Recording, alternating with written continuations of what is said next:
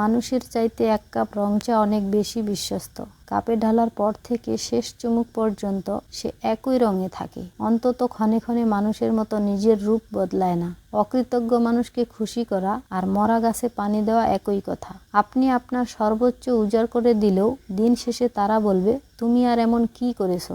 জীবনে তারা বেশি কাঁদে যারা 10 জনকে নয়, শুধুমাত্র একজনকে মন থেকে ভালোবাসে। পারিবারিক সমস্যা কোনো তামাশা নয়, এটা সাজানো জীবনকে ধ্বংস করে দিতে পারে। এমন একজন মানুষ জীবনে থাকা দরকার, যে কিনা পুরো দুনিয়া তোমার বিরুদ্ধে থাকলেও সে তোমার পাশে থাকবে। কথাটা অপ্রিয় হলেও সত্য। দুনিয়াতে সবাই নিজের সুবিধা অনুযায়ী অন্যকে বিচার করে। বাড়িতে যতই লোক থাকুক না কেন, মা বাড়িতে না থাকলে পুরো বাড়িটাই ফাঁকা লাগে। যে ফ্যামিলিতে ভাই ভাই মিল আছে, তাদের ধ্বংস করার মতো ক্ষমতা কারোর নেই। সম্মান, টাকা পয়সা কোনো কিছুর অভাব তাদের হয় না।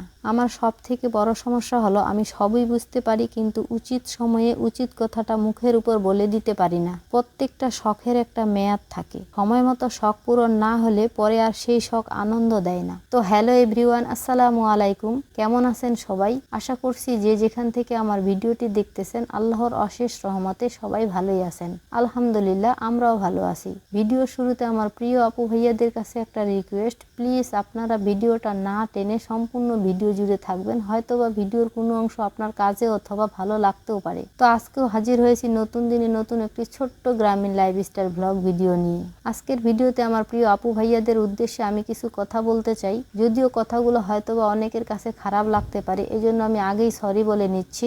আমার কথাগুলো যদি আপনাদের কাছে খারাপ লেগে থাকে, তাহলে প্লিজ আপনারা আমাকে ক্ষমা স্বরূপ দৃষ্টিতে দেখবেন। তো কথাগুলো হচ্ছে, আমি হয়তোবা একটা ভিডিওতে শেয়ার করেছিলাম যে হচ্ছে এক একজনের ভিডিও ভাইরাল হয় এক এক উপায়ে, এক এক মাধ্যমে। সেটা হতে পারে কেউ সুন্দর গান গাইতে পারে, বা কেউ সুন্দর নাচতে পারে, অথবা কেউ অনেক সুন্দর করে রান্না করে, অথবা অনেকেই আছে সুন্দর করে ঘর গুছায়। এক একজনের ভিডিও মানুষ এক একভাবে পছন্দ করে থাকেন। তো এই জন্যই আমি বলেছিলাম যে তাহলে আমার ভিডিও আপনারা কি দেখে দেখবেন, বা কিসের জন্য দেখবেন, বা আমার কাছ থেকে কি শেখার আছে, এই উদ্দেশ্যে কথাগুলো আমাকে আজকে বলতে হচ্ছে। তো আমরা যখন ভিডিওতে কথা বলি, তখন কিন্তু আমরা সবাই বলে থাকি যে হচ্ছে ভিডিওটি আমার হচ্ছে ভালো লাগলে বা এই জিনিসটা ভালো লাগলে কমেন্টে জানাবেন। এখন যদি আমার একটা ভিডিও আপনি যদি মনোযোগ সহকারে নাই দেখলেন, তাহলে হয়তোবা আমার কোন কথাটা কখন কিভাবে বললাম, বা আমি হয়তোবা কোনো ভিডিওতে আমার মনের কোনো কথা বা কষ্ট আপনাদের সাথে শেয়ার করলাম, সেটা তো আপনারা দেখলেন না।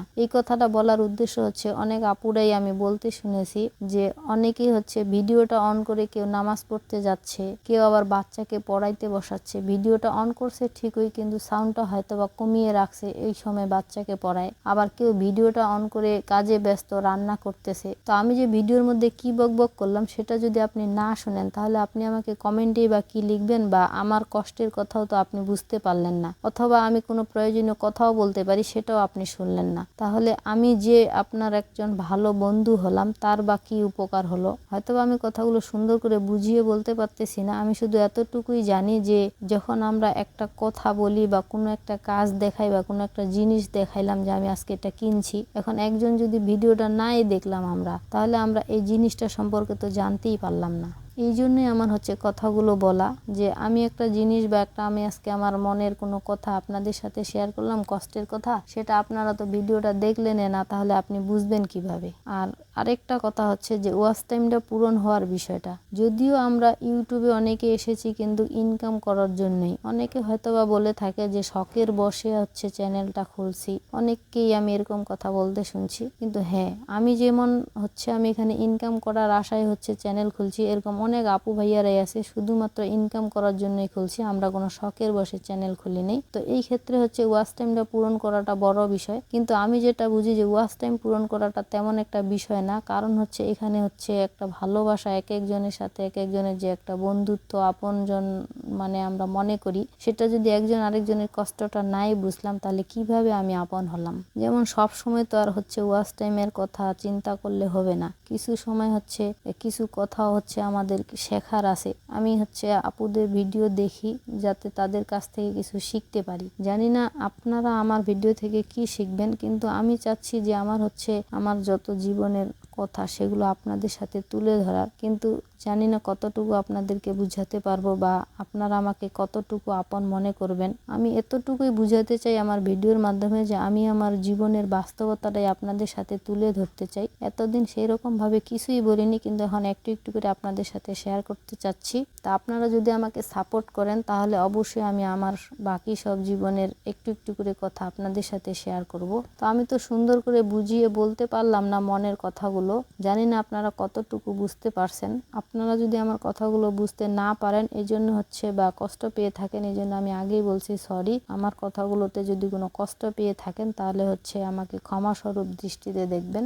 আপনাদেরকে এই কথাগুলো বলার উদ্দেশ্য হচ্ছে এখন আপনারা আমার পরিবারের সদস্য, এই জন্য আমি আমার মনের কষ্টের কথাগুলো আপনাদের সাথে শেয়ার করি। আর যদি আপনারা এটা না শোনেন তখন আমার অনেক কষ্ট লাগে, এই জন্য আমি আজকে এই কথাগুলো আপনাদের সাথে শেয়ার করলাম। আর এই জন্য আমি বারবার বলতেছি যে আমার কথা ও কাজে যদি আপনারা কষ্ট পেয়ে থাকেন তাহলে আমি সরি। তো এখন পর্যন্ত যদি আমার ভিডিওটি আপনি দেখে থাকেন তাহলে আমার ভিডিওটাতে একটা লাইক দিয়ে দিবেন, কারণ আপনার ছোট্ট একটা লাইক আমার ভিডিওটাকে আরো অনেকের নিকট পৌঁছায় দিতে সাহায্য করবে, আর সেই সাথে আমাকে আরো নতুন একটি ভিডিও তৈরি করার অনুপ্রেরণা যোগাবে। তাই আবারও বলছি, প্লিজ ভিডিওটাতে একটা লাইক দিয়ে দিয়েন। তো ইদানিং দেখতেছি সব আপুরাই হচ্ছে ঈদের কাজকর্ম শুরু করে দিয়েছেন। তো আমরা গ্রামের মানুষ, আমাদের হচ্ছে এই যে কৃষি কাজ নিয়ে ব্যস্ত থাকতে হয়। আমার তবু হচ্ছে একটাই কৃষি, যেটা হচ্ছে শুধু ধান। কিন্তু আমাদের গ্রামে আরো অনেকেই আছে যাদের হচ্ছে এখন বাদাম নিয়ে তারা অনেক মুসিবতে আছে, যেহেতু বর্ষাকাল আর বৃষ্টির জন্য হচ্ছে বাদাম ডুবে গেছে অনেক মানুষের, তারপরে হচ্ছে মরিচ শুকাতে পারে না। তো আমাদের হচ্ছে গ্রামের মানুষের ঈদের